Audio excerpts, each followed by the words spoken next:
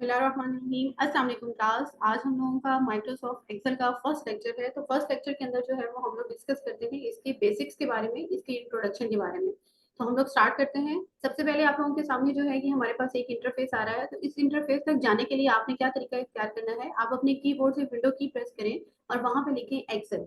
ठीक है, वहां पे एक्सेल लिखने के बाद आपके पास एक्सेल ओपन हो जाएगा। आप उसको ओपन करें और ओपन करने के बाद आपके पास कुछ इस तरह की इन्वायरमेंट होगा आपके सामने। ये इस तरह से आपके पास शीट होगी, आपके पास इस तरह से एक शीट आ रही होगी। और इसके अलावा जो है आप लोगों के पास अगर कोई शॉर्टकट बना हुआ है डेस्कटॉप के ऊपर एमएस एक्सेल का, तो आप उसको डबल क्लिक करके भी ओपन कर सकते हैं या राइट क्लिक करके भी ओपन कर सकते हैं। अच्छा स्टूडेंट, आप लोगों के पास जो एक्सेल का एक इंटरफेस होता है, यहाँ पे एक आपके पास इस तरह से शीट वगैरह बनी होती है। एक्सेल की जो वर्कशीट होती है, ये ही आप लोगों के पास जो है ये एक वर्क बुक होती है और उस वर्क बुक के अंदर जो है वो हमारे पास एक वर्कशीट होती है। यहाँ पे आप लोग देख सकते हैं, यहाँ पे मैंने इस फाइल को अपने पास सेव किया हुआ है स्टूडेंट वन के नाम से। यहाँ पे हमारे पास जो है एक्सेल लिखा हुआ आ रहा है। तो एक्सेल के अंदर जो है वो हमारे पास एक वर्क बुक है और वर्क बुक का नाम मैंने स्टूडेंट वन का दिया है। और यहाँ पे इसके अंदर बाय डिफॉल्ट जो है वो 3 वर्कशीट्स आ रही होती हैं। तो ये जो है वो एक वर्कशीट कहलाती है हमारे पास। यहाँ पे सबसे पहले आपके पास ऊपर जो है वो टाइटल बार आ रही है। टाइटल बार से नीचे जो है वो हमारे पास मेन्यू बार आ रही है। मेन्यू बार के अंदर जो है वो आप लोग यहाँ पे देख सकते हैं, ये डिफरेंट किस्म के जो रिबन्स हैं, यहाँ पे डिफरेंट किस्म के रिबन जो है वो यहाँ पे मेंशन किए गए हैं। इसके अलावा यहाँ पे जो है हमारे पास कुछ डिफरेंट होते हैं रिबन्स और कुछ जो है वो हमारे पास मेन्यू डिफरेंट होते हैं। जैसे आपके पास यहाँ पे ये देखें डाटा मेन्यू आ रहा है, डेवलपर मेन्यू आ रहा है, फार्मूलाज आ रहे हैं। लेकिन ये वाली चीजें जो होती हैं ये हमारे पास माइक्रोसॉफ्ट वर्ड में हम लोगों ने जो डिस्कस किया था उसके अंदर ये मेन्यूज नहीं है। तो स्टूडेंट आप लोग यहाँ पे अपनी मर्जी से भी मेन्यू, जिस जिस मेन्यू के ऊपर आपने काम करना है आप वो वाला मेन्यू भी यहाँ पे ऐड कर सकते हैं। और उसका क्या तरीकाकार होता है वो इंशाल्लाह हम अपने नेक्स्ट लेक्चर के अंदर देखेंगे।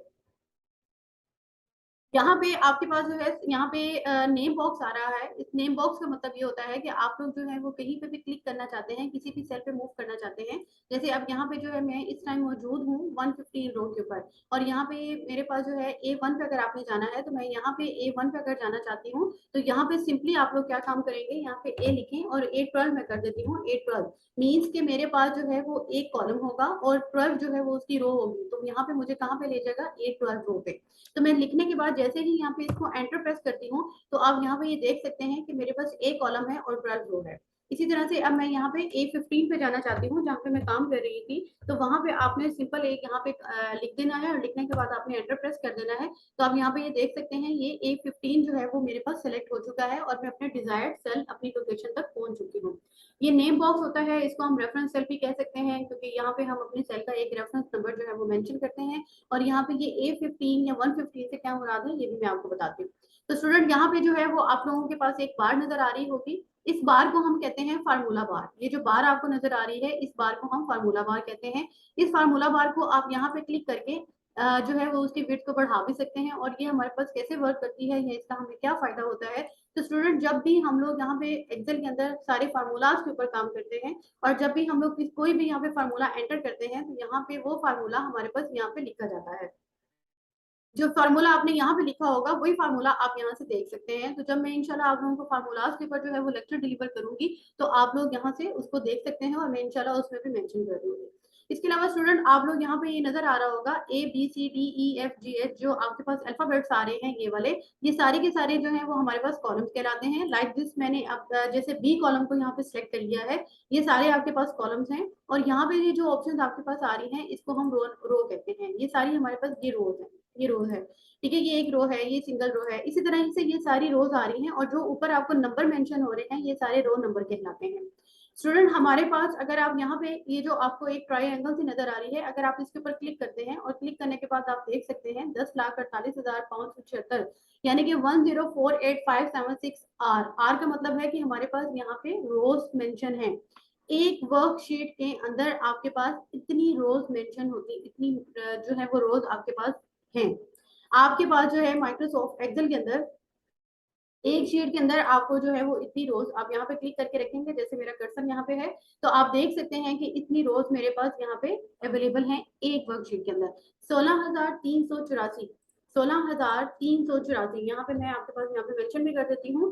16,384 ये हैं जो मेरे पास कॉलम्स की तादाद। तो ये मेरे पास ये कॉलम्स की जो तादाद है वो मेरे पास इतनी बनती है, और मैं ये एक वर्कशीट की बात कर रही हूँ।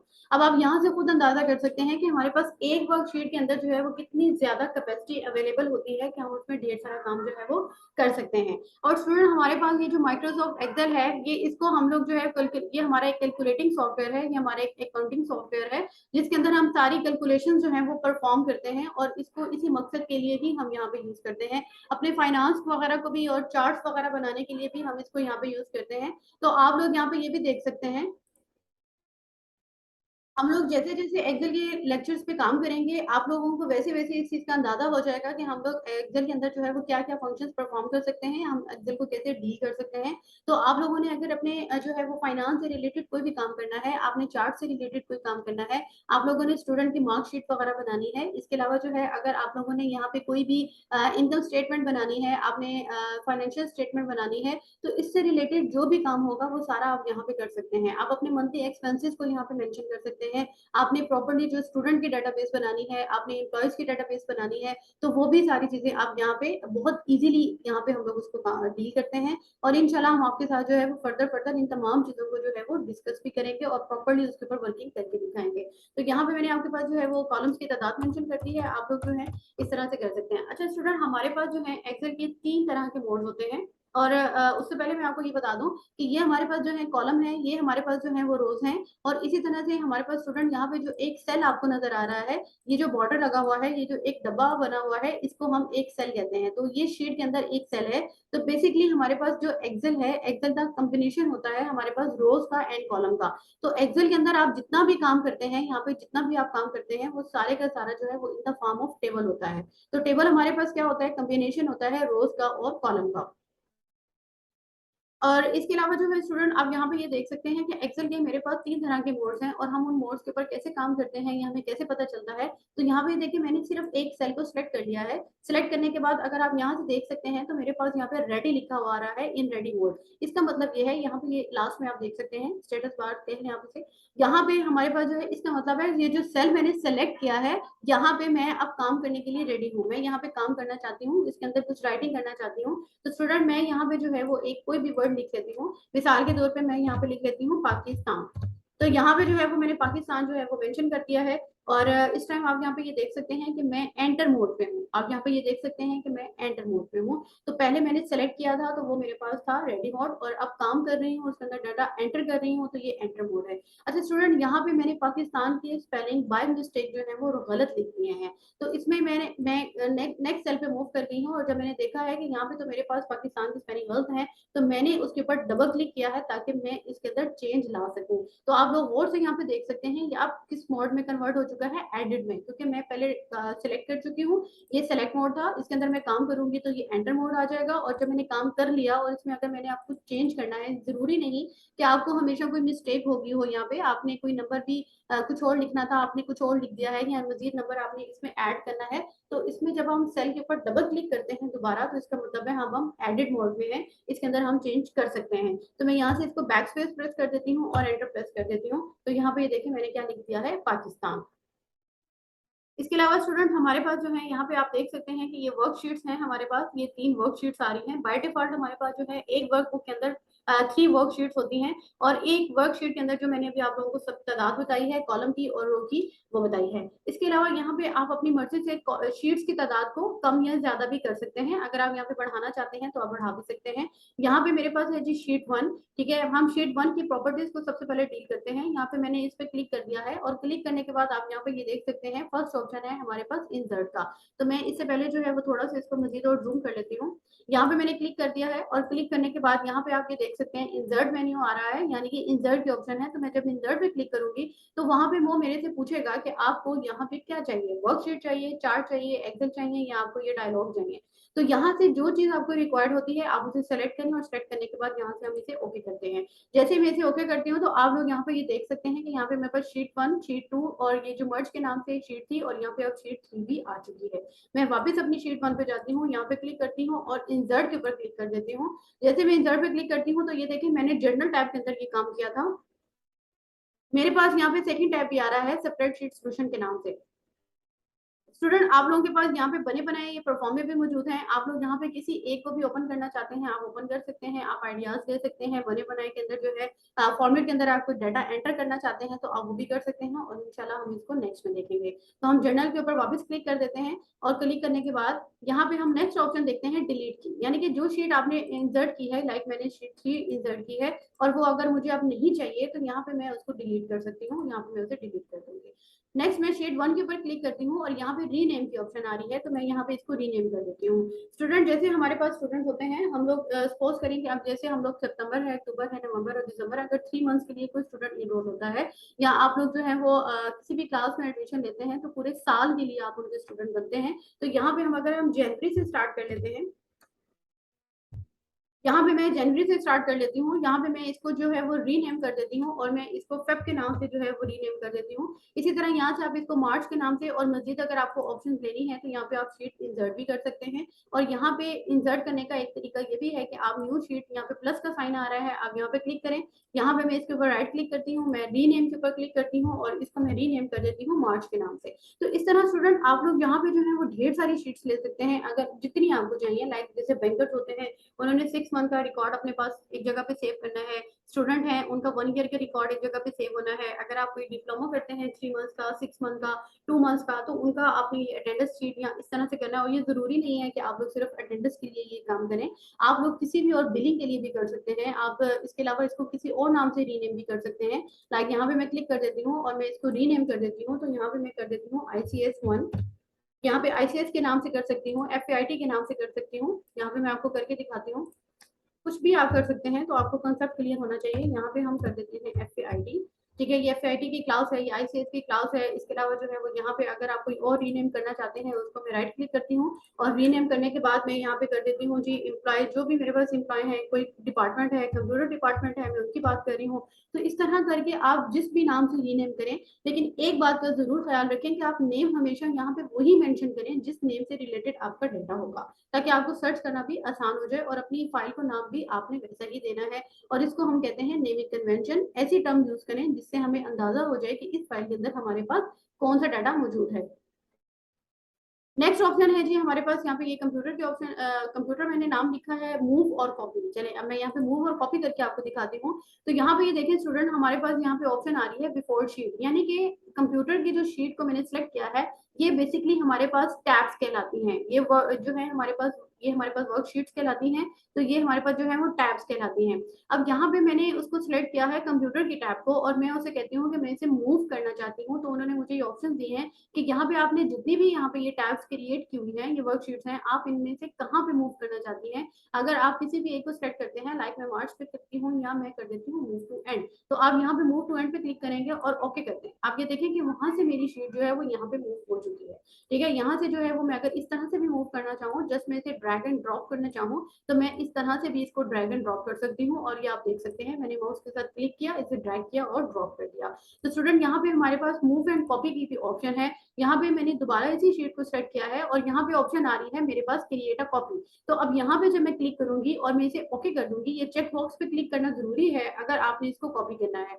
मैं यहाँ पे इसे ओके कर देती हूँ, तो आप गौर से देख सकते हैं यहाँ पे उसने कंप्यूटर 2, यानी कि उसकी जो फर्स्ट कॉपी थी उसको उसने आगे मूव कर दिया, उसकी एक कॉपी बना दी है जस्ट। अब मैंने उसको ये नहीं कहा था यहाँ पे कि आपने इसको कहाँ मूव करना है। अगर मैं उसको ये कहती हूँ, लाइक मैं FAIT की बात करती हूँ, यहाँ पे क्रिएट इस पे कॉपी भी करती हूँ, तो वो कॉपी को कहाँ पे मूव करे। अगर हमने कोई लोकेशन उसको बतानी है तो आपने उसको सेलेक्ट करना है कि वो किधर मूव करे और एंड ओके कर देना है। आप यहाँ पे ये देख सकते हैं कि वहां पे मेरे पास जो है कंप्यूटर 2 कंप्यूटर, और यहाँ पे उसने कंप्यूटर 3 यानी कि एक जो कॉपी क्रिएट की है उसको मूव टू एंड कर दिया है।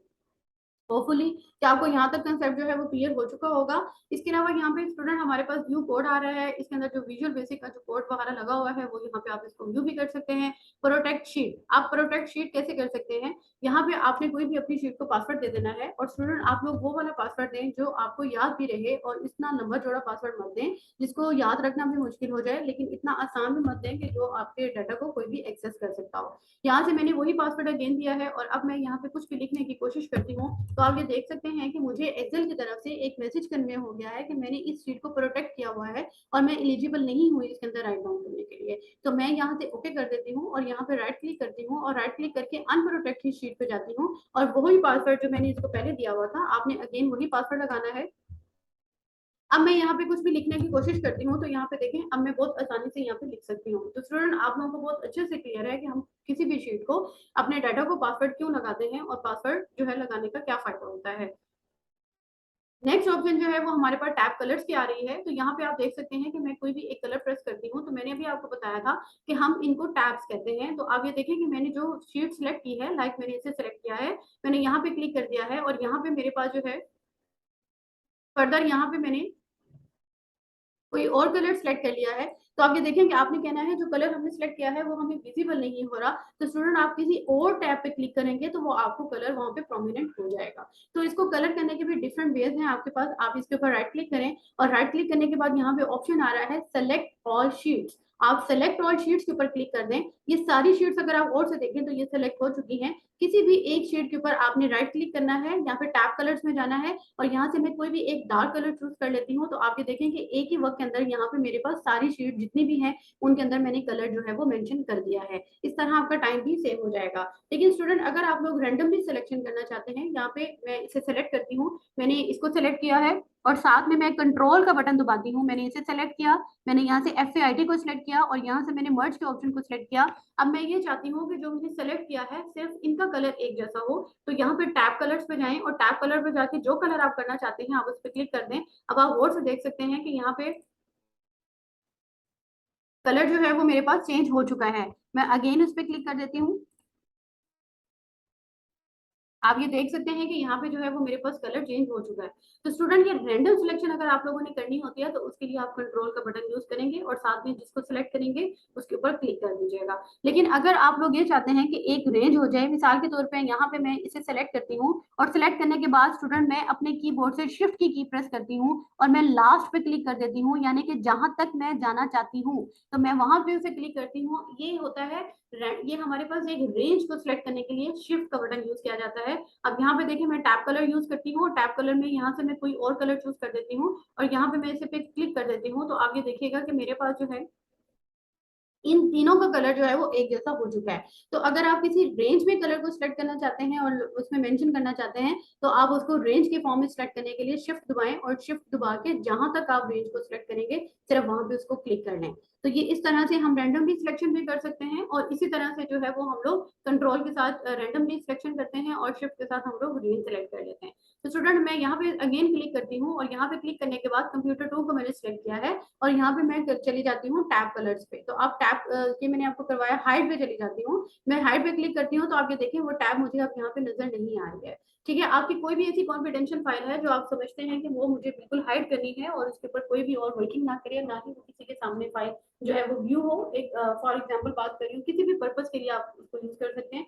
तो सिंपल आप उसको राइट क्लिक करें और वहां पे हाइड के ऑप्शन पे चले जाएं। लेकिन अगर आपको उस पर काम करना है, उसको व्यू करना है, तो आप सिंपली यहाँ पे राइट क्लिक करेंगे और अनहाइड के ऑप्शन पे जाएंगे। तो जितनी शीट्स आप लोगों ने यहाँ पे अनहाइड की होंगी वो सारी आपको शो कर देगा और आपको जो भी शीट उसमें से अनहाइड करनी है आप उसे सिलेक्ट करें। और यहाँ पे इस वक्त मैंने सिर्फ एक ही शीट को हाइड किया था तो एक ही शीट मेरे पास शो हो रही है और मैं यहाँ पे इसे ओके कर दूंगी। आप ये देखिए वो शीट अगेन आपके सामने आ जाएगी।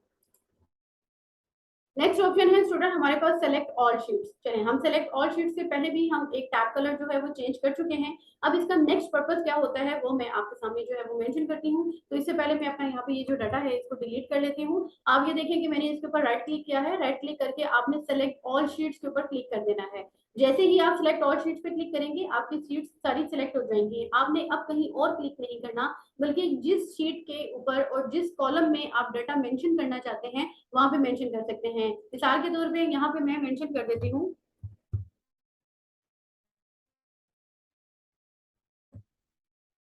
स्टूडेंट, ये एक मैंने नेम लिख लिया है और मैं ये चाहती हूँ कि यही नेम मेरे पास जितनी भी शीट्स बनी हुई हैं उन शीट्स के ऊपर बी कॉलम के अंदर मेरे पास सेम यही नेम जो है वो लिखा हुआ आ जाए। तो आप लोग यहाँ पे इस तरह से नेम लिखें और लिखने के बाद सिंपल आप उसको किसी भी और शीट के ऊपर यहाँ पे आपने शीट टैब पे क्लिक कर दें। अब आप ये देखें कि मैं इस टाइम कंप्यूटर में हूँ तो यहाँ पे मेरे पास बी कॉलम के अंदर भी वही डाटा आ रहा है। FAIT के मार्च में भी चेक कर लेते हैं, एक अगेन करते हैं, यहाँ पे देखते हैं हम हमारे पास क्या इशू आ रहा है।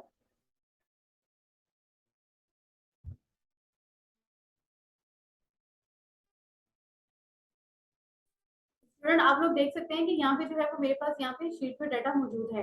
आपने एक बात का जरूर ख्याल रखना है कि जहाँ पे मैं वर्किंग कर रही थी, आप यहाँ पे ये देखें कंप्यूटर टू, यहाँ पे मैं इस टाइम जो है वो इस इन इन रोज के ऊपर वर्किंग कर रही हूँ। तो जहाँ पे मैंने जो नाम लिखा था मेरे पास वो उसी रो के अंदर ही, उसी कॉलम में ही मेरे पास जो है वो डाटा आएगा।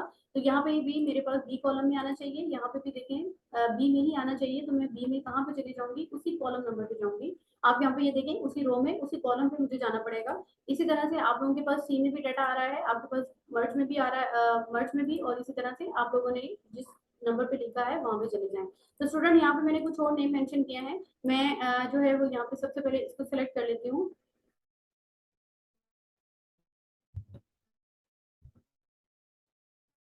राइट क्लिक करें, सिलेक्ट ऑल पे करें। सिलेक्ट ऑल पे करने के बाद हम लोग बिल्कुल टॉप पे चले जाते हैं। यहाँ पे हम लोगों ने कोई वर्किंग परफॉर्म की हुई है। चले मैं यहाँ पे इस कॉलम में चली जाती हूँ।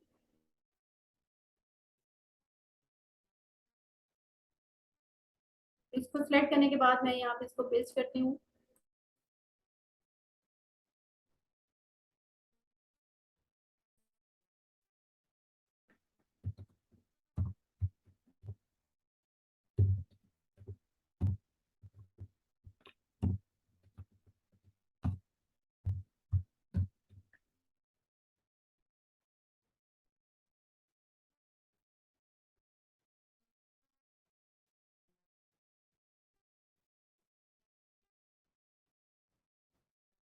इसका तो यहाँ पे आप चेक करेंगे कहाँ पे आपका डाटा आ रहा है।